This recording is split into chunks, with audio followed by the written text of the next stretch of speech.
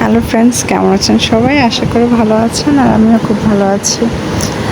তো আমরা ভাইয়ের শ্বশুর বাড়িতে গিয়েছিলাম। তো ওখানের পাশে কাল ভৈরব মন্দির আছে। তো আমরা ঘুরতে গিয়েছিলাম কাল ভৈরব মন্দিরে। আর এই দেখেন কত বড় মহাদেব মন্দিরটা, এত সুন্দর। মন্দিরের পরিবেশটা দেখে খুবই ভালো লেগেছে আমাদের সবার।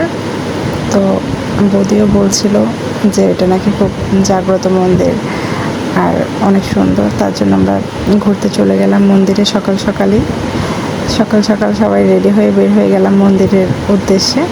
আর মন্দিরের ভগবানকে দর্শন করলে আসলে সত্যি মনটা খুব ভালো হয়ে যায়। আর এখানে আমরা এসে প্রথম ধূপকাঠি মোমবাতি জ্বালিয়ে দিচ্ছি। আমরা প্রথমে কাল ভৈরব মন্দিরে এসেছি। আর মহাদেবটা তো বিশাল বড়।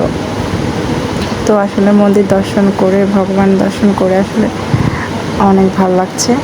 পুরো মনটাই অন্যরকম হয়ে যায়, শান্তি পবিত্র হয়ে যায়।